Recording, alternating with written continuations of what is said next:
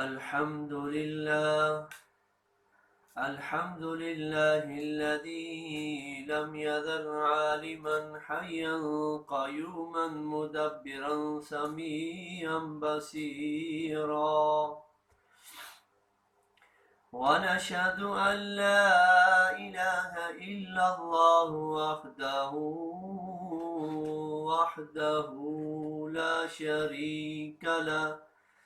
لا شريك له ولا نذير له ولا معين له.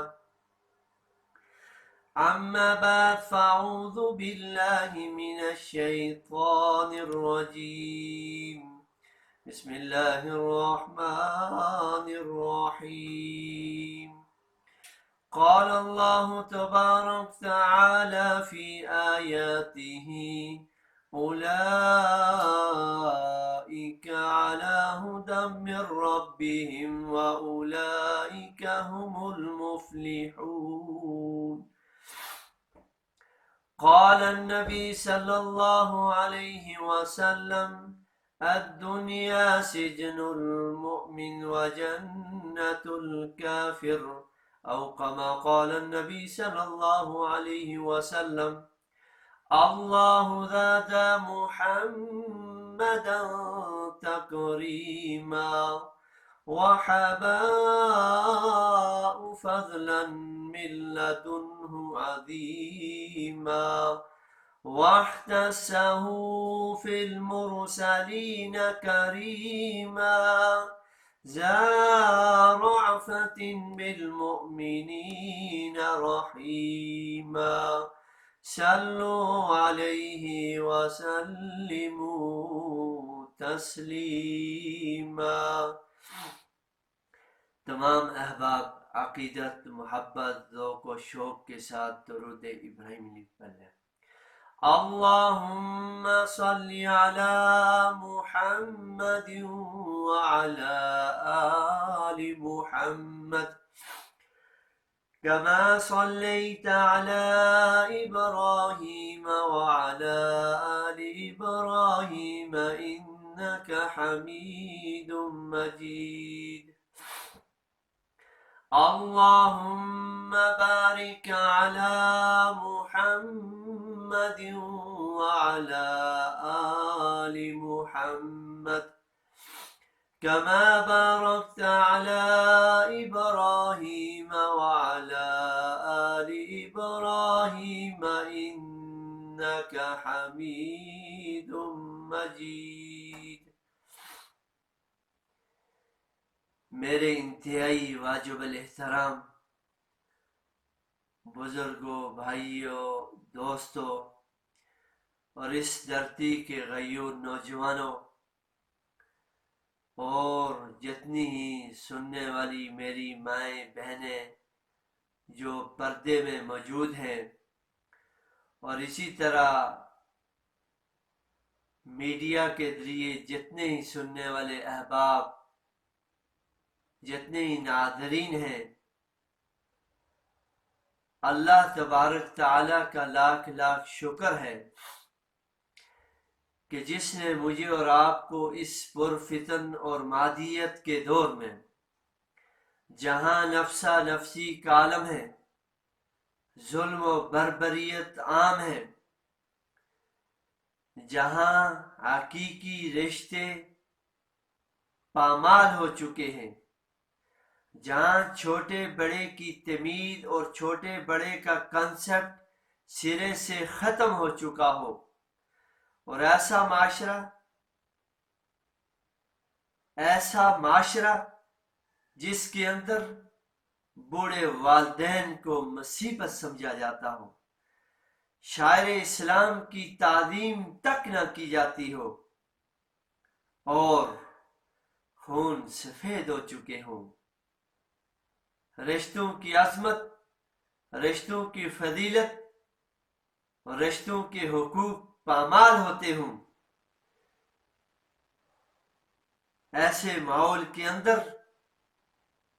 رب کائنات خلاق عالم نے مجھے اور آپ کو ایک عظیم نسبت سے نوازا ہے، وہ نسبت سرکار دو عالم صلی اللہ علیہ وسلم کے امتی اور غلام ہونے کی نسبت ہے۔ اس نسبت پر ہمیں فخر ہونا چاہیے، اور اس نسبت پر ہم جتنا شکر ادا کریں وہ کم ہے۔ یہ نسبت کوئی معمولی نسبت نہیں ہے، یہ بہت بڑی نسبت ہے۔ فرمایا کہ اس کائنات کے اندر ساری نسبتوں سے بڑھ کر، ساری نسبتوں سے بلند اگر کوئی نسبت ہے، وہ سرکار دو عالم صلی اللہ علیہ وسلم کے امتی اور غلام ہونے کی نسبت ہے۔ اس پر الحمدللہ بحیثیت مسلمان ہمیں فخر ہے، اور ہم فخر کرتے ہیں، اور انشاءاللہ مرتے دم تک کرتے رہیں گے۔ فرمایا کہ جب اللہ تبارک تعالی نے اس کائنات کی اور خصوصاً اس امت کی، امت محمدیہ کی تخلیق کا ارادہ فرمایا، کیونکہ اس کی فضیلت، اس کے فضائل، اس کے مناقب بہت پہلے سے اور سابقہ جتنی امتیں تھیں، جتنے انبیاء تھے، ان کے سامنے بیان ہو چکے تھے۔ سارے انبیاء علیہ السلام نے اپنے رب کے حضور یہ التجا کی، اپنے رب کے حضور آوزاری کی، گڑ گڑایا کہ اے پروردگار عالم یہ امت محمدیہ ہمیں عطا کیجیے، لیکن ایسا نہ ہوا۔ جب انبیاء علیہ السلام نے دیکھا کہ یہ امت محمدیہ ہمیں نہیں ملنے والی، پھر بھی انہوں نے اپنے رب کا در نہیں چھوڑا۔ فرمایا کہ اے پروردگار عالم، اگر یہ امت ہمیں نہیں ملنے والی تو ہمیں اس امت کے اندر پیدا فرما۔ کتنی بڑی نسبت، کتنی بڑی فضیلت کہ ایسی امت، ایسی غلامی جس کے لیے انبیاء بھی دعا کرتے ہیں، لیکن صرف حضرت عیسیٰ علیہ السلام کی دعا قبول ہوئی۔ اور قرب قیامت کی بڑی نشانیوں میں سے ایک یہ نشانی ہے کہ حضرت عیسیٰ علیہ السلام آئیں گے نبی بن کر نہیں، عیسیٰ روح اللہ بن کر نہیں، بلکہ وہ بھی محمد الرسول اللہ کے پرچار کرنے والے ہوں گے، اسی کی دعوت دینے والے ہوں گے، نبی کی حیثیت سے نہیں آئیں گے، وہ حضور صلی اللہ علیہ وسلم کے امتی بن کے آئیں گے۔ معلوم ہوا کہ یہ کتنی بڑی نسبت ہے، اس نسبت پر فخر کرنا چاہیے۔ اور اسی طرح اللہ تبارک تعالیٰ نے ایک عظیم نعمت، لا الہ الا اللہ محمد الرسول اللہ، کتنی بڑی فضیلت، کتنی بڑی نسبت دی ہے۔ موسیٰ علیہ السلام کے پاس ایک بڑھیا تشریف لاتی ہیں، فرماتی ہیں کہ اے موسیٰ کلیم اللہ، جب آپ کی ملاقات کوئی طور پر اپنے رب کے پاس ہو تو وہاں جا کر میری ایک عرض، میری ایک درخواست، میری ایک فریاد لے کر اپنے رب کے پاس جانا۔ موسیٰ علیہ السلام سے بوڑھی اماں سے پوچھا کہ اے بوڑھی اماں، وہ فریاد، وہ گزارش، وہ پیغام کیا ہے؟ تو اس بوڑھیا اماں نے کہا کہ اے موسیٰ کلیم اللہ، میری اولاد چھوٹی چھوٹی عمر میں فوت ہو جاتی ہے، دنیا سے رخصت ہو جاتی ہے، دنیا سے پردہ فرما جاتی ہے۔ موسیٰ علیہ السلام نے پوچھا کہ اے میری بوڑھیا اماں جان، کتنی کتنی عمروں میں آپ کی اولاد دنیا سے کوچ فرما لیتی ہے؟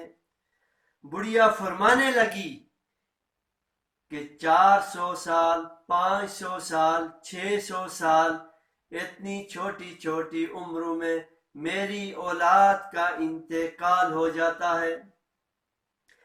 جب موسیٰ علیہ السلام کوئی طور پر یہ پیغام لے کر جاتے ہیں تو رب کائنات خلاق عالم موسیٰ علیہ السلام کو یہ عرض حکم دیتے ہیں کہ اے موسیٰ کلیم اللہ جا کر میری اس بندی کو کہہ دے کہ ایک ایسی امت آنے والی ہے، ایک ایسی جماعت آنے والی ہے، ایک ایسا شان والا نبی آنے والا ہے جس کے امتیوں کی عمریں میکسیمم 50 سے 60 70 سال ہوں گی۔ جب موسیٰ علیہ السلام نے آ کر بڑھیا کو یہ پیغام دیا اپنے رب کا، تو بڑھیا نے جب یہ سنا تو تعجب میں پڑ گئی، پریشان ہو گئی، کہنے لگی اے موسیٰ اگر وہ زمانہ میں پا لیتی تو پورا زمانہ اللہ کے حضور اپنی جبین نیات اپنے سر کو جھکا کر سجدے میں شکر بجا لاتے ہوئے وہ سارا عرصہ گزار لیتی۔ معلوم ہوا کہ یہ جو 60-70 سالہ زندگی کا ایک کرائٹیریا ہے، اس بڑھیا امی کے نزدیک ایک لیمہ ہے۔ وہ فرماتی ہیں کہ یہ سارا عرصہ، یہ ساری عمر میں سجدے میں گزار کر اللہ کا شکر ادا کرتی۔ لیکن افسوس آج ہم ان مختصر سی عمروں میں، مختصر سی زندگی میں ہماری امیدیں، ہماری خواہشات، ہماری سوچیں لامحدود ہیں۔ ہماری سوچیں اور امیدیں ادھر ہی رہتی ہیں، ہم دنیا سے چلے جاتے ہیں۔ تو معلوم ہوا کہ سرکار دو عالم صلی اللہ علیہ وسلم اور لا الہ الا اللہ محمد الرسول اللہ سے بڑھ کر کوئی بھی نسبت نہیں ہو سکتی۔ پھر فرمایا کہ یہ رمضان کا مہینہ کتنی برکتوں والا تھا، کتنی رحمتوں والا، بخششوں والا، عتقم من النار، جہنم سے خلاصی والا مہینہ تھا۔ میں اور آپ اپنا محاسبہ کریں، اپنے گریبان میں جھانکیں کہ ہم نے کتنی رحمت کو سمیٹا، کتنی بخشش کروا سکے، کتنے جہنم سے خلاصی کا سما پیدا کر سکے۔ اگر ہم غور کریں، اپنے گریبان میں جھانکیں، اپنا محاسبہ کریں تو ہم کورے کے کورے ہیں، خالی ہیں، ظاہری اور باطن ہمارا دامن خالی ہے، ہم کچھ بھی سمیٹ نہیں سکے۔ تو اس لیے اس جرم عظیم پر ہم اللہ سے توبہ کریں کہ یا اللہ تو نے مہینہ تو دیا تھا لیکن ہم اس میں کچھ کمائی نہیں کر سکے، یا اللہ اس جرم عظیم کو معاف فرما۔ اور یہ جو مہینہ چل رہا ہے یہ شوال کا مہینہ ہے۔ شوال کا مہینہ بھی اپنی برکتوں کے اعتبار سے، اپنی فضیلتوں کے اعتبار سے ایک نمایاں حیثیت رکھتا ہے۔ اس شوال کے مہینے کے اندر بے شمار بڑے بڑے واقعات رونما ہوئے۔ ان میں سب سے جو پہلا واقعہ ہے جو اس کی فضیلت کے اعتبار سے، اس کی عظمت کے اعتبار سے، وہ یہ ہے کہ اللہ کے پیارے حبیب صلی اللہ علیہ وسلم نے شوال کے 6 روزوں کا حکم دیا، اس کی ترغیب فرمائی کہ ان 6 روزوں کا اہتمام کرو اور پورے سال کا اجر ملے گا۔ میں آپ حضرات کے سامنے پہلے صرف point to point outline جتنے شوال کے مہینے کے اندر چند واقعات ہیں ان کو نامینیٹ کر لیتا ہوں، ان کا تذکرہ کر لیتا ہوں، پھر تفصیلاً ایک ایک انشاءاللہ ان کا ذکر کریں گے۔ تو سب سے پہلے جو شوال کے مہینے کے اندر جو فضیلت، جو برکت کے اعتبار سے جو حکم ہے وہ شوال کے روزوں کا ہے۔ اور اس کے بعد شوال کے مہینے کے اندر بھی اللہ تبارک تعالیٰ نے آیت ربا، سود کی حرمت، سود کو حرام جو قرار دیا، وہ اسی مہینے شوال کے مہینے کے اندر سود کو حرام قرار دیا۔ انشاءاللہ تفصیل یعنی ان مختصر پوائنٹ آؤٹ کے بعد ہر ایک کی انشاءاللہ تفصیل بیان کریں گے۔ تو سب سے پہلے شوال کے روزے دوسرے نمبر پر سود کی حرمت، اور تیسرے نمبر پہ فرمایا کہ ایک ابن حمام ایک بہت بڑے بزرگ، ایک بہت بڑی علمی شخصیت تھی، ان کا انتقال بھی شوال کے مہینے کے اندر ہوا۔ اس کے بعد نمبر 4، 7 شوال المکرم کو شاہ عبدالعزیز محدث دہلوی رحمت اللہ علیہ، جو کسی تعارف کے محتاج نہیں ہے، ان کا انتقال بھی شوال کے مہینے میں ہوا۔ اور اسی طرح شوال کے مہینے کے اندر ایک بہت بڑا مارکۃ العرا، جو مسلمانوں اور کفار کے درمیان ایک غزوہ ہوا، غزوہ احد، وہ بھی شوال کے میدان میں سجا، اور اللہ نے مسلمانوں کو فتح یابی سے ہمکنار کیا۔ اور اسی طرح شوال کے مہینے کے اندر حضور صلی اللہ علیہ وسلم کے پیارے چچا جان امیر حمزہ رضی اللہ تعالیٰ عنہ کی شہادت بھی اسی مہینے میں ہوئی۔ اور ان کے ساتھ کیا ہوا، کیسے ان کے جسم کو کاٹ کر دشمنوں نے اپنا سینہ ٹھنڈا کرنے کی کوشش کی، لیکن وہ ٹھنڈا نہیں کر سکے۔ اور اس کے بعد غزوہ حنین، غزوہ حنین کا جو معرکہ تھا وہ بھی شوال کے مہینے میں رونما ہوا۔ اور اسی طرح شوال کے مہینے کے اندر امام الانبیاء سرکار دو عالم صلی اللہ علیہ وسلم نے مکہ سے جو طائف کی طرف جو سفر کیا تبلیغ کی غرض سے، الہی کلمت اللہ کی بلندی کے لیے، دین کی اشاعت کے لیے، وہ سفر بھی شوال کے مہینے میں شروع کیا۔ اور اسی طرح شوال کے مہینے کے اندر 2 بڑی ہستیاں جو ہماری مائیں ہیں، حضرت عائشہ رضی اللہ تعالی عنہا اور حضرت سودا رضی اللہ تعالی عنہا، ان کا نکاح بھی شوال کے مہینے میں امام الانبیاء سرکار دو عالم صلی اللہ علیہ وسلم سے ہوا۔ اور اسی طرح امیر حج، خلیفہ اول بلا فصل جناب حضرت ابو بکر صدیق رضی اللہ تعالی عنہ کو حج کا جو امیر مقرر کیا، وہ بھی شوال کے مہینے کے اندر۔ یہ تو ایک خاکہ تھا کہ شوال کے مہینے کے اندر کون سے بڑے بڑے واقعات رونما ہوئے۔ اس کے علاوہ بھی بے شمار واقعات ہیں جو اس مہینے میں ہوئے۔ تو سب سے پہلے شوال کے روزوں کی فضیلت، ان کی عظمت اور ان کے ثواب کے حوالے سے ہم دیکھتے ہیں، کیونکہ سب سے پہلا نمبر ہمارا یہ ہے۔ فرمایا کہ وعن ابی ایوب انصاری رضی اللہ تعالی عنہ انہ حدثہ ان رسول اللہ صلی اللہ علیہ وسلم قال من صام رمضان ثم اتبعہ ستتا من شوال کان کصیام الدہر، کہ حضرت ابو ایوب انصاری رضی اللہ تعالی عنہ جو ایک جلیل القدر صحابی ہیں، فرماتے ہیں، وہ یہ روایت نقل کرتے ہیں کہ میں نے اپنے آقا، اپنے پیارے حبیب سرکار دو عالم صلی اللہ علیہ وسلم سے یہ سنا ہے کہ جو شخص رمضان کے روزوں کا اہتمام کرے، رمضان کے روزے رکھے، اور رمضان کے روزوں کے بعد شوال کے روزوں کا اہتمام کرے، 6 روزوں کا، اس کو کتنا ثواب ملے گا؟ کا صیام الدہر، پورا سال روزے رکھنے کا اس کو اجر ملے گا۔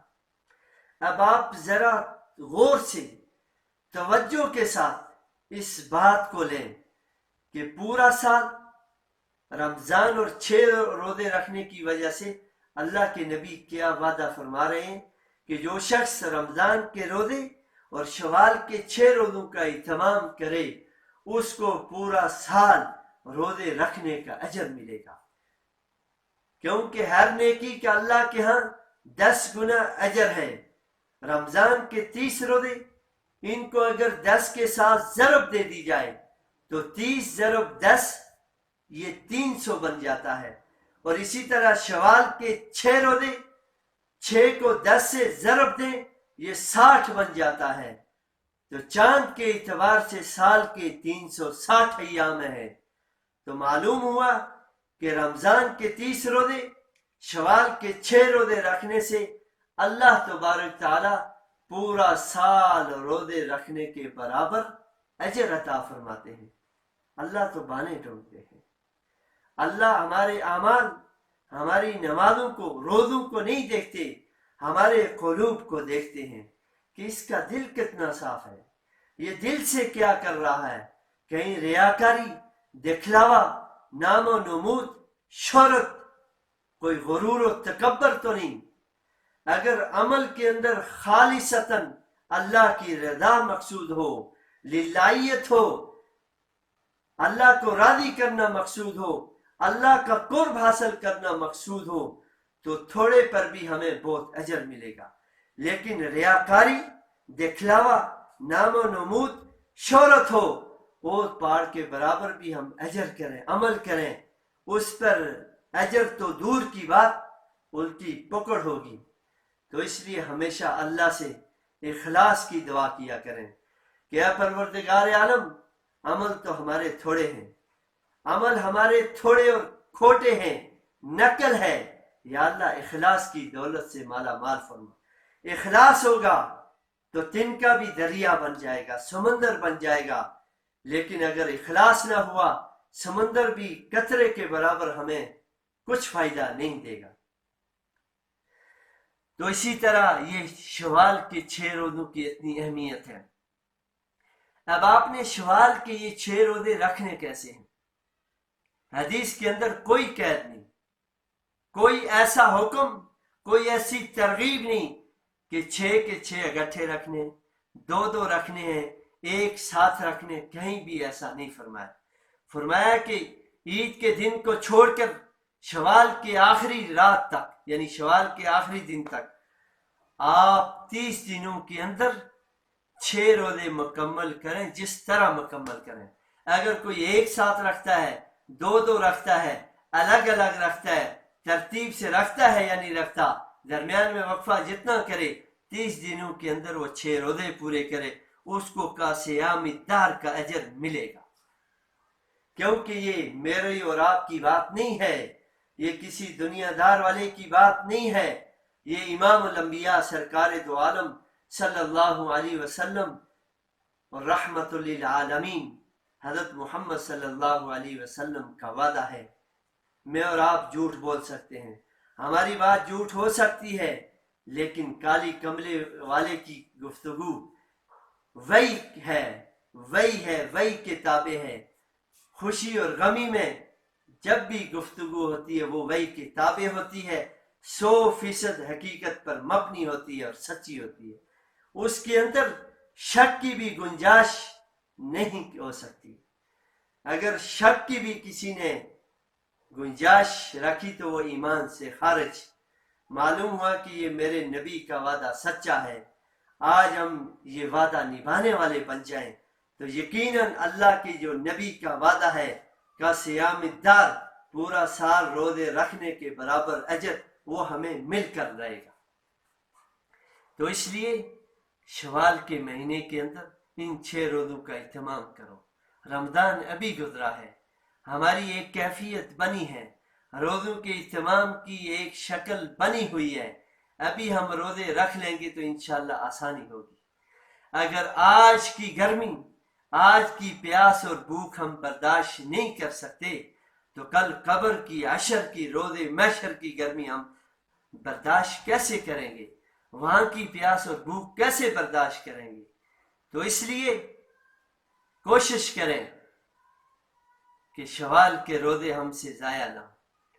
کیا پتہ اگلے سال رمضان نصیب ہو یا نہ ہو، شوال نصیب ہو یا نہ ہو.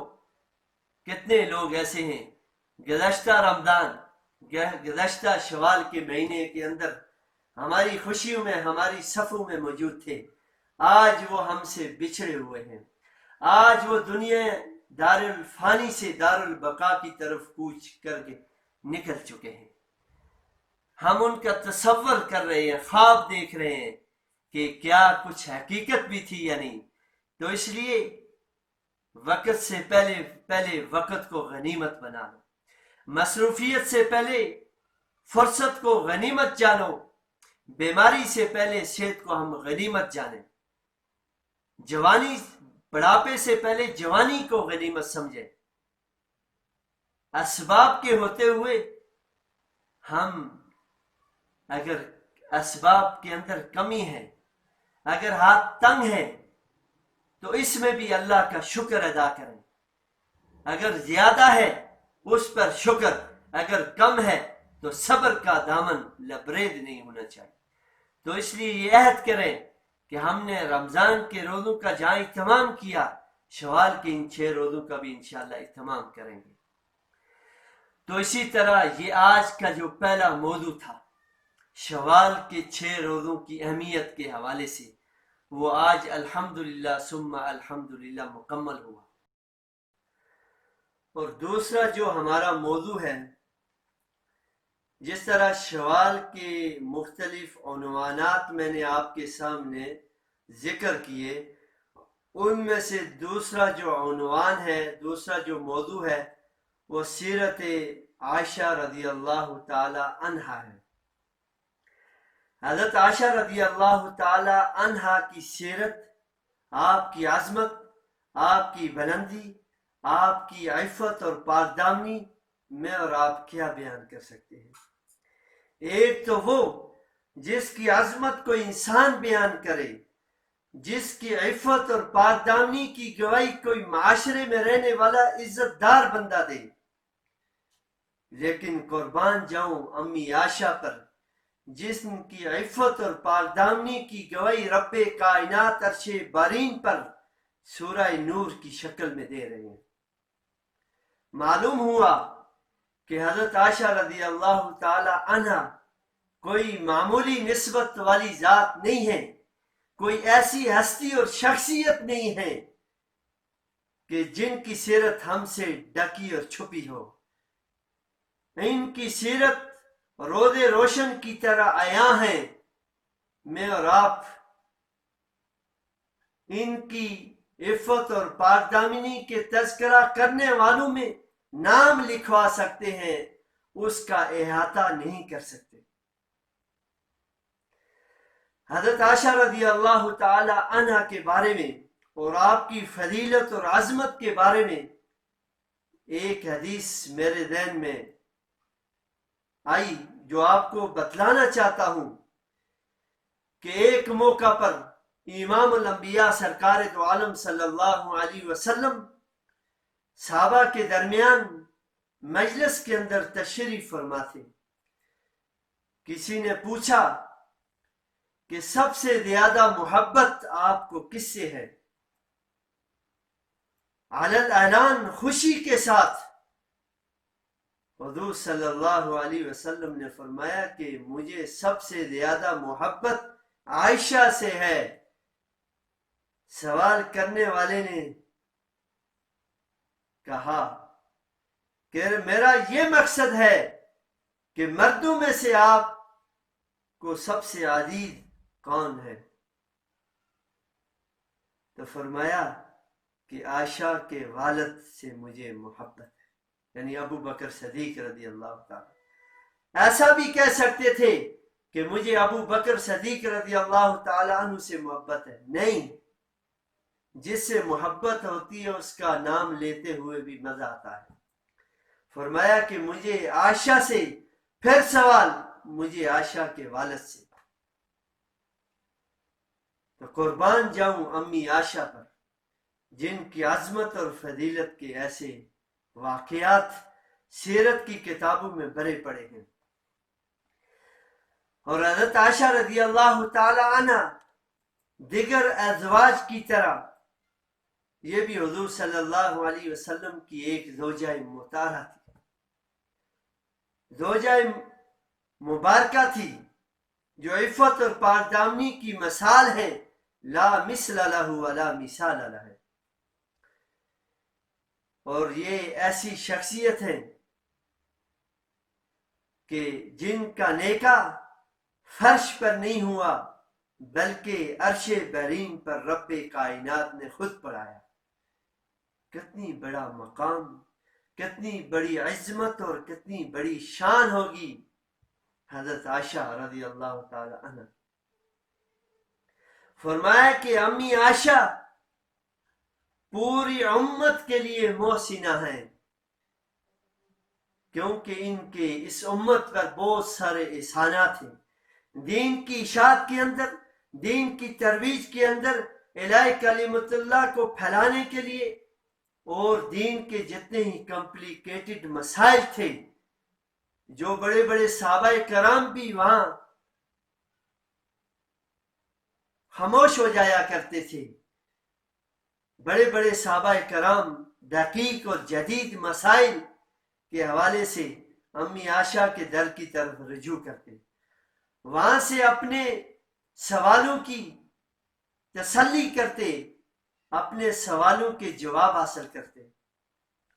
بڑے بڑے قبائل صحابہ کرام حضرت عائشہ کی خدمت میں دین سیکھنے کے لیے پیش ہوا کرتے تھے. کتنا بڑا مقام. لیکن افسوس، جب منافقین نے آپ پر نعوذ باللہ نقل کفر نہ باشد جب تہمت لگائی، تو حضور صلی اللہ علیہ وسلم غم زدہ ہو گئے. حضرت ابو بکر صدیق اور دیگر صحابہ کرام اور جو مسلمانوں کا مجمع تھا، ان کے اندر اضطراب پایا گیا. ایک عجیب کیفیت طاری ہوئی. سب یہ کہنے لگے کہ یہ ناممکن ہے، ایسا نہیں ہو سکتا، یہ منافقین جھوٹ بولتے ہیں. لیکن بظاہر جب کسی بات کا تذکرہ ہوتا ہے، حقیقت سے پہلے انسان متزلزل ہو جاتا ہے. انسان یہ بات سوچنے پر مجبور ہو جاتا ہے کہ شاید اس بات کی حقیقت کیا ہے. لیکن حضرت عائشہ رضی اللہ تعالیٰ عنہ پر امید تھی کہ مجھ سے ایسا کوئی کام نہیں ہوا جس کی وجہ سے میرے اوپر کوئی انگلی اٹھائے. انگلی اٹھانے والے منافقین تھے، دین دشمن تھے، دین سے دشمنی رکھنے والے تھے. حضور صلی اللہ علیہ وسلم اور صحابہ کی صفوں میں شریک ہوتے تھے، آپ کی خوشی غمی میں شریک ہوتے تھے، لیکن وہ ظاہراً ہوتے تھے، حقیقت کے اندر سے وہ منافق تھے. وہ دل سے آپ کی کسی خوشی غمی میں شریک نہیں ہوا کرتے تھے. وہ تو موقع کی تلاش میں تھے، کہیں موقع ملے ہم ان پر انگلیاں اٹھائیں. لیکن قربان رب کائنات خلاق عالم پر، اللہ تبارک تعالیٰ نے عرش بارین سے یہ فیصلہ سنایا کہ عائشہ عفت اور پاک دامنی کی لامثال اور لازوال داستان ہے. اللہ تبارک تعالیٰ نے سورہ نور اتاری آپ کی عفت، آپ کی پاک دامنی، آپ کی شان اور اعلی مرتبے کے حوالے سے. منافقین کو اپنی منافقت ہضم نہیں ہوئی. ان کی جو دشمن چالیں تھی، جو دین دشمنی کی چالیں تھی، اللہ نے ساری کی ساری ناکام کر دی. وہ ذلیل ہوئے. دنیا کے اندر تو ان کو ذلت ملی، آخرت کے اندر ہمیشہ ہمیشہ وہ جہنم کا ایندھن بنے. تو اسی طرح حضرت عائشہ رضی اللہ تعالی عنہ کوئی ایسی ہستی نہیں تھی، کوئی ایسی شخصیت نہیں تھی کہ ان پر انگلی اٹھائی جائے. وہ تو دین کا ایک روشن باب تھی، وہ دین کی ایک روشن مثال تھی جس کی حقیقت سے انکار نہیں کیا جا سکتا. اور اسی طرح امی عائشہ ہو، کوئی بھی ازواج مطہرات ہو، وہ ساری ہماری مائیں ہیں، اور ہم اپنی ماؤں سے بڑھ کر ان کی عزت کرتے ہیں، ان پر ایمان رکھتے ہیں. اگر ہمارے دل و دماغ میں ذرہ سے ایک ذرے کے اگر ہزاروں ذرے کیے جائیں، اس کے برابر بھی اگر کسی کو ان کی شان میں ذرے سے بھی ذرہ کم شک ہو تو وہ ایمان سے خالی ہے، ایمان سے عاری ہے، وہ ایمان والا نہیں ہو سکتا، وہ ایمان سے بالکل عاری ہے۔ اگر ایمان کی تکمیل چاہتے ہو تو ان کی ذات کی بلندی، آپ کی عزت، آپ کی فضیلت پر ہمیں کامل یقین ہونا چاہیے کہ امی عائشہ رضی اللہ تعالی عنہ عفت اور پاک دامنی کی ایک مثال ہے، تو اس لیے منافقین کو منہ کی کھانی پڑی۔ اللہ تبارک تعالیٰ نے سورہ نور کے اندر ایک ایک بات کا تذکرہ فرما کر کہا کہ یہ منافقت، یہ جھوٹ، یہ دین دشمنی، اس کا کوئی حقیقت کے ساتھ کوئی تعلق نہیں ہے۔ عائشہ تو وہ ہے جس کا نکاح رب کائنات نے عرش برین پر خود پڑھایا، اور ازواج اور جو حضور صلی اللہ علیہ وسلم کی بیویاں تھیں ان کا نکاح فرش پہ ہوا، زمین پہ ہوا، لیکن امی عائشہ کا جو نکاح ہے وہ عرش برین پر رب کائنات نے خود پڑھایا ہے۔ ایک حدیث کے اندر آتا ہے کہ حضور صلی اللہ علیہ وسلم ایک مرتبہ امی عائشہ سے کہنے لگے کہ روح الامین جبرائیل امین 3 رات خواب کے اندر آپ کی تصویر مجھے دکھاتے رہے اور یہ ساتھ کہتے رہے کہ یہ آپ کی ہونے والی زوجہ ہے، یہ آپ کی ہونے والی بیوی ہے۔ تو میں نے جبرائیل امین سے کہا کہ اگر یہ اللہ کی طرف سے خواب ہے تو اللہ ہی اس کے سارے اسباب جو تکمیل کے ہیں وہ خود پورا فرمائیں گے۔ ایسا ہی ہوا، اللہ تبارک تعالیٰ نے آپ کا اور حضرت عائشہ رضی اللہ تعالی عنہ کا نکاح عرش پہ پڑھایا۔ یہ کتنی بڑی نسبت ہے۔ اگر ہم خالی اس نسبت کو لے لیں تو یہ نسبت کوئی معمولی نسبت نہیں ہے۔ فرمایا کرتی تھی اتنی بڑی نسبتوں کے باوجود کاش مجھے میری ماں نے جنا ہی نہ ہوتا، کاش میں گھاس ہوتی، کاش میں ذرہ ہوتی، کل قیامت کے دن اپنے رب کے حضور کیا لے کر پیش ہوں گا۔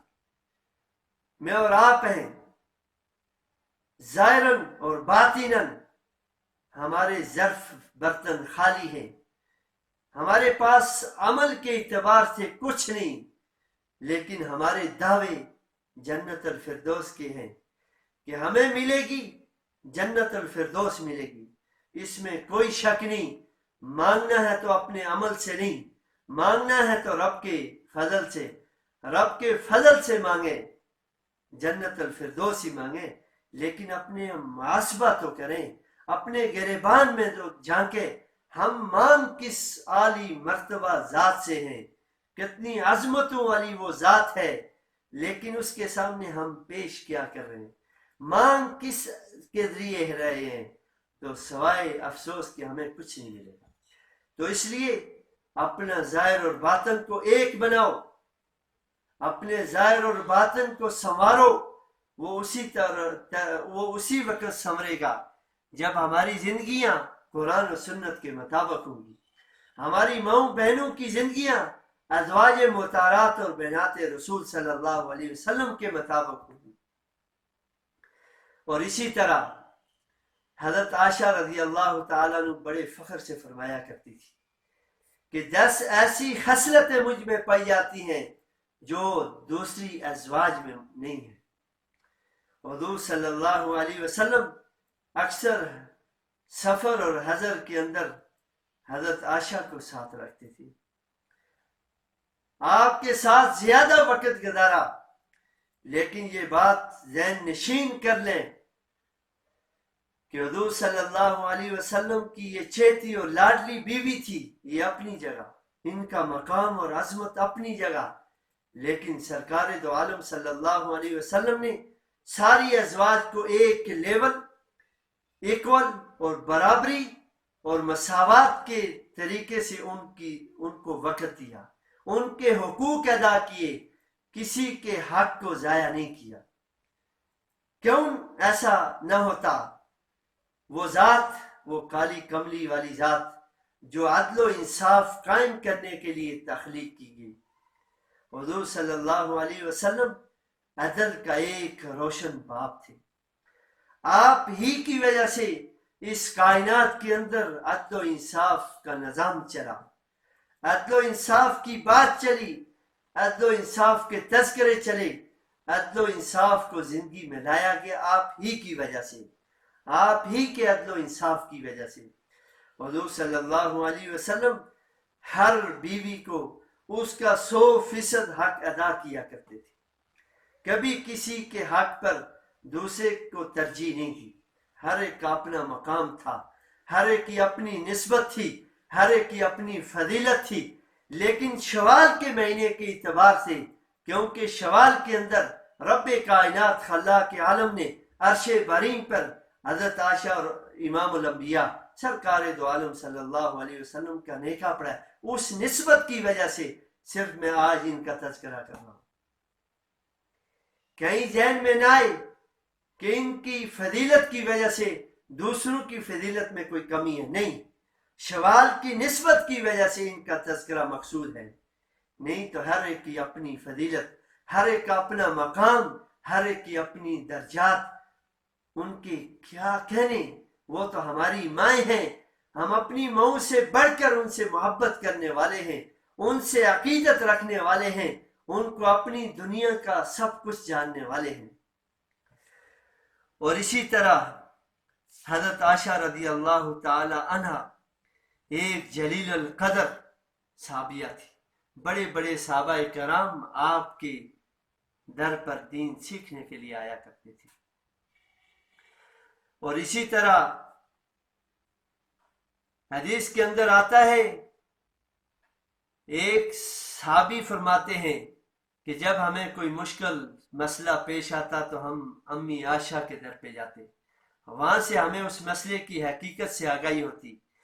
اور اسی طرح حضرت مسروق جو حضرت عائشہ رضی اللہ تعالی عنہ کے شاگرد رشید تھے، فرمایا کرتے تھے کہ فرائض کے مسائل کے حوالے سے، جو فرائض ہے، فرائض جس طرح نماز ہے، روزہ ہے، حج ہے، زکوٰۃ ہے، اس طرح کے جو میراث ہے، اس طرح کے جو عورتوں کے رضاعت ہے، اس طرح کے جتنے بڑے بڑے فرائض کے مسائل ہیں، ان کے لیے میں نے بڑے بڑے صحابہ کو اپنی امی عائشہ کے در پہ دیکھا۔ اور اسی طرح حضرت امام زہری رحمۃ اللہ علیہ فرماتے ہیں کہ تمام ازواج مطہرات بلکہ تمام خواتین عالم کے علم کو جمع کیا جائے تو حضرت عائشہ رضی اللہ تعالیٰ عنہ سب کے علم سے اعلیٰ، ان کا علم سب سے افضل، سب پر فائق اور حاوی ہے۔ اس لیے دین کی اشاعت اور ترویج میں، دین کے بڑھوتی میں، دین کو چاندنی لگانے میں، دن دگنی اور رات چگنی ترقی دینے میں حضرت عائشہ رضی اللہ تعالیٰ عنہ کو بہت بڑا کردار ہے، بہت بڑا کردار ہے۔ ہم تو آپ کی مناقب اور فضیلت اور سیرت بیان کرنے والوں میں صرف نام لکھوانا چاہتے ہیں، اللہ اس کو قبول فرمائے۔ اور اسی طرح فرمایا کہ حضرت عائشہ رضی اللہ تعالی عنہ کو جبرائیل امین بھی سلام کیا کرتے تھے۔ حضور صلی اللہ علیہ وسلم نے ایک موقع پر حضرت عائشہ رضی اللہ تعالی عنہ کو فرمایا کہ عائشہ تیری عظمت کو سلام، جبرائیل امین میرے پاس موجود ہیں، تجھے سلام عرض کرتے ہیں، آپ کی عظمت کو سلام عرض کرتے ہیں۔ کوئی معمولی نسبت میری امی عائشہ کی نہیں ہے، لیکن افسوس آج بھی بعض لوگ آپ کی عفت اور پاک دامنی پر انگلیاں اٹھاتے ہیں، وہ ایمان سے خالی ہیں، انہیں ایمان سے کوئی تعلق نہیں ہے۔ ایسے لوگ جو حضرت عائشہ رضی اللہ تعالی عنہ کی عفت اور پاک دامنی پر انگلیاں اٹھاتے ہیں، شک کی نگاہ سے دیکھتے ہیں، ان کا ایمان اور اسلام اور دین سے کوئی تعلق نہیں، وہ دین سے بیدار ہیں، اپنی اصلاح کریں، دین کی اپنے ایمان کی تجدید کریں. کہیں ایسا نہ ہو کہ حضرت عائشہ رضی اللہ تعالیٰ عنہ کی طرف انگلیاں اٹھانا تمہیں کہیں اللہ کے غضب کی دعوت دینے پر مجبور نہ کر. اللہ کا قہر نازل ہونے کے لیے یہ بات کافی ہے.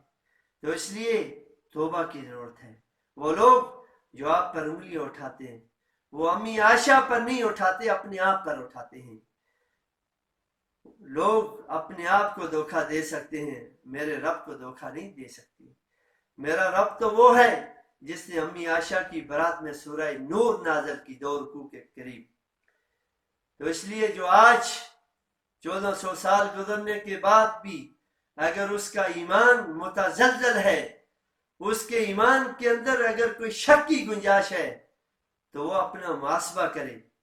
وہ ایمان سے آ رہی ہے، وہ ایمان سے ہاتھ دھو بیٹھا ہے. تو اس لیے امی عائشہ کی فضیلت بہت بڑی فضیلت ہے. اور اسی طرح ایک جگہ فرمایا کہ آپ اتنی سخی تھی کہ ایک دفعہ 1,00,000 درہم آپ کی خدمت میں کسی نے ہدیہ کیے. آپ نے صبح سے شام تک سب کو تقسیم کر دیا روزے کی حالت میں. شام کو اپنی جو خادمہ تھی ان سے کہنے لگی کہ 1 درہم چھوڑ دیتی، گوشت منگوا کر ہم اس سے افطار کرتی. خادمہ نے کہا کہ پہلے اگر یاد کرا دیتی تو ایسا میں کر لیتی، لیکن انہوں نے اپنے آپ کو بھوک، فقر، تنگی میں برداشت کیا. لیکن اس امت کے لیے ہمیشہ فکر مند رہی. آخر زوجہ کس کی تھی؟ امام الانبیاء سرکار دو عالم صلی اللہ علیہ وسلم کی تھی. ان کے ساتھ نسبت کی وجہ سے آپ کے اندر بھی اس امت کا غم تھا، اس امت کی فکر تھی، اس دین کی اشاعت اور ترویج کے لیے مرتے دم تک اس کے ساتھ لگی رہی. فرمایا کہ جو قضاء اور افتاء کا جو سب سے بڑا شعبہ تھا، زندگی کے آخری ایام اور آخری ساتھ تک آپ اس پر فائز رہے. بڑے سے بڑے مسائل اور بڑے سے بڑے جو مسائل تحقیق پیش آتے تو وہ آپ ان کی تشفی فرمایا کرتی تھی، ان سے آگاہی فرمایا کرتی تھی، ان کا جواب دیا کرتی تھی. اور اسی طرح حضرت ابن زبیر رضی اللہ تعالی عنہ جو حضرت عائشہ رضی اللہ تعالی عنہا کے بھانجے ہیں، انہوں نے دل میں سوچا کہ یہ اتنی سخی اور فیاض ہیں کہ ہمیشہ صدقات خیرات کرنے والی ہیں. یہ خود تنگی میں رہتی ہیں، خود فقر میں رہتی ہیں، خود بھوک میں رہتی ہیں، لیکن دوسروں کی فکر ہے. کوئی ایسی تدبیر بنائی جائے جس کی وجہ سے یہ ان امور میں تھوڑی کمی کر لیں. صرف یہ سوچنا تھا، یہ جملہ بولنا تھا.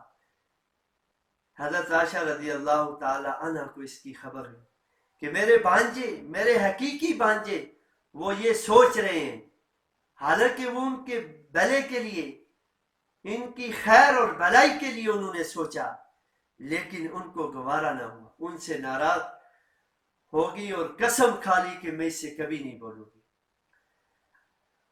حضرت ابن زبیر رضی اللہ تعالی عنہ بار بار ان کے پاس معافی کی درخواست.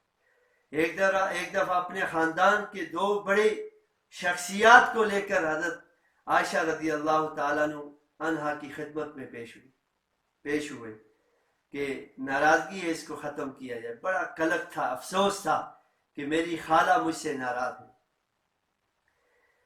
تو پردے کے اندر جب گفتگو شروع ہوئی، برداشت نہ ہو سکا، ابن زبیر پردے سے گھس کر اپنی خالہ سے جا کر گلے لگے، معذرت کی، معافیاں مانگنا شروع ہو گئی.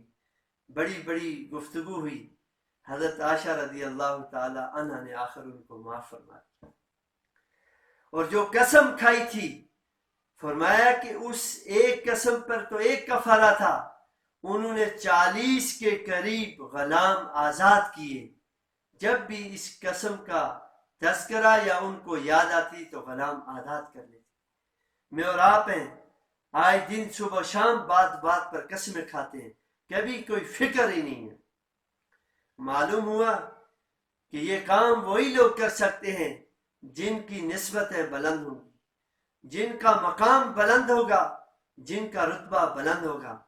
تو امی عائشہ رضی اللہ تعالی عنہ تمام مومنین کی ماں ہیں، ان کی عفت اور پاکدامنی پر ہم کامل یقین رکھتے ہیں کہ آپ سے بڑھ کر کوئی پاک طاہر مطہر نہیں ہو سکتا۔ تو اس لیے حضرت عائشہ رضی اللہ تعالی عنہ کا نکاح حضور صلی اللہ علیہ وسلم سے ہوا، اور شوال ہی کے مہینے کے اندر آپ کا نکاح بھی ہوا، آپ کی رخصتی بھی ہوئی۔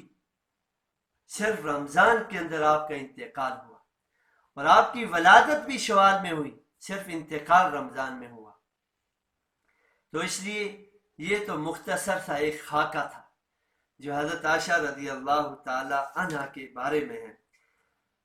تو اسی طرح میں اور آپ ہم یہ اپنا عزم کریں کہ حضرت عائشہ رضی اللہ تعالی عنہ کی سیرت کو ہم اپنی ماؤں بہنوں پر امپلیمنٹیشن کریں، ان کے اخلاق، ان کے طور طریقے، دین کے لیے محنتیں، دین کے لیے کاوشیں، ہماری مائیں بہنیں بھی اس راستے پر آ جائیں۔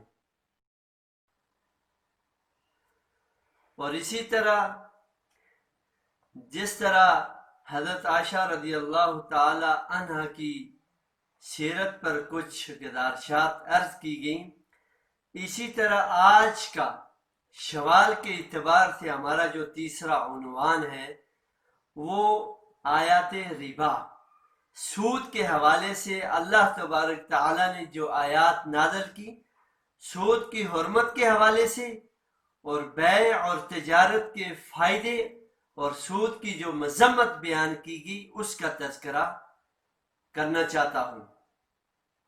تو سب سے پہلے یہ جان لینا چاہیے کہ رب کائنات خلاق عالم نے فرمایا کہ احل اللہ البیع وحرم الربا، کہ بیع یہ حلال ہے اور ربا سود یہ حرام ہے۔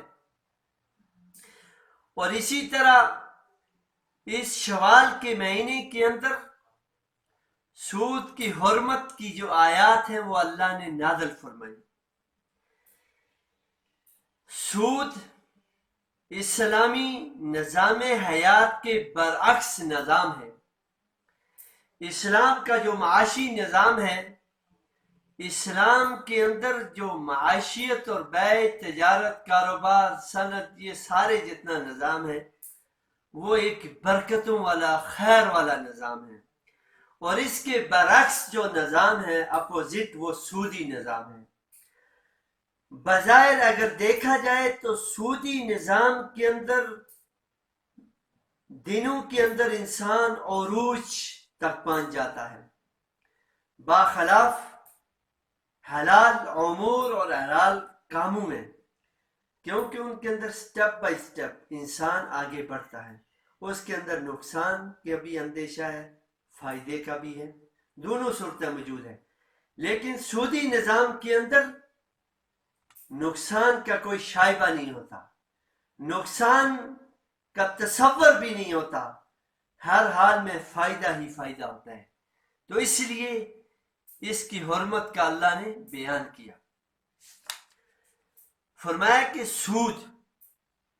سود کو عربی زبان کے اندر ربا کے نام سے موسوم کیا جاتا ہے، اور ربا کے معنی زیادتی کے ہیں، ربا کے معنی زیادتی کے ہیں، اور اصطلاحاً یعنی جو اس کی ڈیفینیشن ہے وہ یہ ہے کہ ہر وہ زیادتی جو بغیر کسی عوض کے حاصل کی جائے، کسی بھی کام میں، کسی بھی مالی، تجارتی، ہر اعتبار سے جتنے کاروبار ہیں ان کے اندر بغیر عوض کے اگر کوئی زیادتی وصول کی جائے تو اس کو کیا کہتے ہیں؟ ربا اور سود۔ جس کو اللہ نے حرام قرار دیے. فار ایگزامپل، مثال کے طور پر ایک آدمی نے 10 تولے چاندی کسی کے پاس رکھوا دی بطور امانت، اور جب یا قرض کے طور پر دی، تو اب جب اس سے واپس لیتا ہے تو وہ کہتا ہے میں 10 کے بدلے آپ سے 10.5، 11، 12 فالتو لوں گا، یعنی 1-1.5 لاکھ زیادہ لوں گا. اب یہ جو زیادتی ہے، جو اس کا فائدہ ہے، بغیر کسی عوض کے ہے، تو اس زیادتی کو شریعت نے حرام قرار دیا، کیونکہ یہاں جنس ایک ہے. جنس ایک ہے. جس طرح سونے کے بدلے سونا، چاندی کے بدلے چاندی، گندم کے بدلے گندم، جو کے بدلے جو، چاول کے بدلے چاول، حتیٰ کہ جتنی چیزیں ہیں جنس کے اعتبار سے ایک ہوں، ان کے اندر کمی زیادتی ہو تو یہ کمی زیادتی اسلام کے اندر سود کہلاتی ہے. اگر کسی نے 10 کلو چاول دیے کسی کو ادھار یا کسی کو قرض کے طور پر، تو اسے کہتا ہے کہ میں مہینے بعد دوں گا لیکن 10 کے بدلے 12 کلو لوں گا، تو یہ جو 2 کلو فالتو لیے ہیں بغیر کسی عوض کے، ان 2 کلو کی وجہ سے سارے کا سارا مال حرام ہو جائے گا اور سودی نظام کہلائے گا، جس کی شریعت کے اندر کوئی اجازت نہیں ہے. اور سود کے اندر کوئی برکت نہیں، سود کے اندر ناکامی ہی ناکامی، سود کے اندر مصیبتیں ہی مصیبتیں. سود کی وجہ سے بیماریاں امڑ آتی ہیں، سود کی وجہ سے خاندانوں کے خاندان بچھڑ جاتے ہیں، سود کی وجہ سے ملکوں کے ملک، ریاستوں کی ریاستیں تباہ ہوتی ہیں، معاشرہ تباہ ہوتا ہے، انسانیت کے اخلاق پست ہو جاتے ہیں. سود کھانے والے سے کبھی بھی انسان خیر کی توقع نہیں کر سکتا.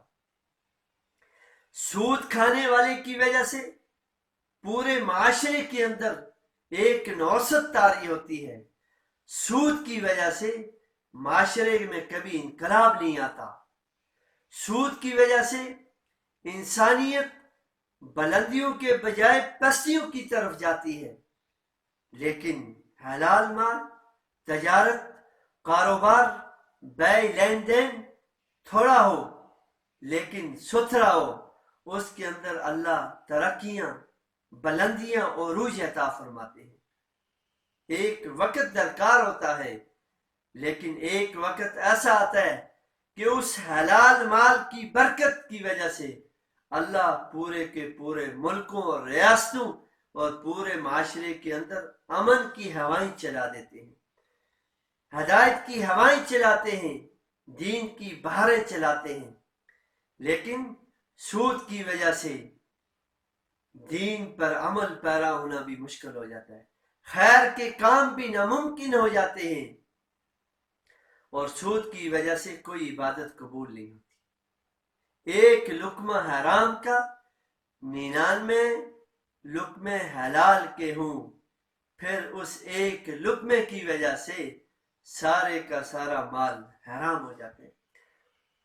فرمایا کہ 99.1/2 اگر حلال ہے، 1% حرام سود ہے، اس میں سودی نظام ہے، سودی مال شامل ہے، تو اس کاروبار میں خیر و برکت نہیں ہوگی سوائے نقصان کے. وقتی بڑی عزت جلال آوا ملے گی، لیکن حقیقت کے اندر وہ تاریک ہوگا، حقیقت کے اندر دل سے کبھی بھی وہ خوش نہیں ہوگا، کبھی بھی وہ رات کو نیند سکون سے نہیں کر سکے گا. تو اس لیے سود سے بچو، سود سے بچو، سود سے توبہ کرو، حلال مال کی طرف آؤ. کہ افسوس آج ہمارے معاشرے میں سودی نظام ہے، سودی لین دین عام ہو چکا ہے. کہیں انعامی سکیموں کے تحت لوگوں کو ورگلایا جاتا ہے، کہیں پرافٹ باؤنڈ کے اعتبار سے، کہیں سٹا بازی کے اعتبار سے، کہیں بیمہ اور انشورنس کے اعتبار سے مختلف لوگوں کو طریقے بتلائے جاتے ہیں، ایمان سے بھی وہ عاری ہو جاتے ہیں، ایمان بھی ناقص ہو جاتا ہے، اور مالی اور معاشی اعتبار سے بھی وہ ناکام ہو جاتے ہیں۔ وقتی تو ان کو ایک بات نظر آتی ہے ایک کے بدلے میں دو، لیکن حقیقت میں وہ ایک کے بدلے دو نہیں ہوتا، بلکہ وہ خسارہ ہی خسارہ ہے۔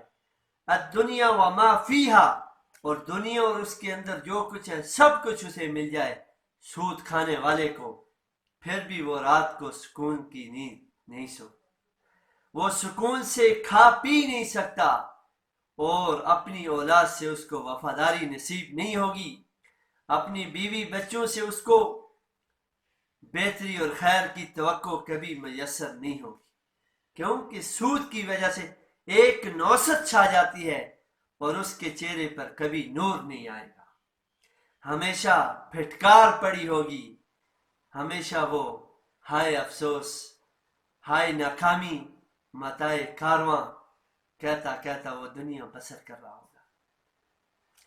تو اسی طرح فرمایا کہ ہم بھی جرم مثلیت میں ہیں برابر کے شریک، لوٹنے والوں کو ہم بھی پاسبان لکھتے ہیں، مل کے دولت کی ان لکیروں سے لوگ بچھڑے ہیں ضمیروں سے، ان کے ہونے سے بیاد ذہن میں ہیجاں رہا، وہ گئے ہیں تو میرے ہوش ٹھکانے آئے، طوفان نو نے تو ڈوبائی زمین فقط، میں ننگے خل کے ساری خدائی ڈوب لیا، نہ مطلب ہے گدائی سے نہ خواہش کی شائی سے، الہی ہو وہی جو کچھ مرضی الہی ہو، ہے جستجو کے خوب سے ہے خوب تر کہاں، اب ٹھہرتی ہے دیکھیے جا کر نظر کہاں، کیسے کہوں کہ درد کا موسم گزر گیا، ماحول یہ ہے کہ کرب کی چادر تنی ہے، مجھ سے الفت ہے تو ایزار کی رو سے گزر،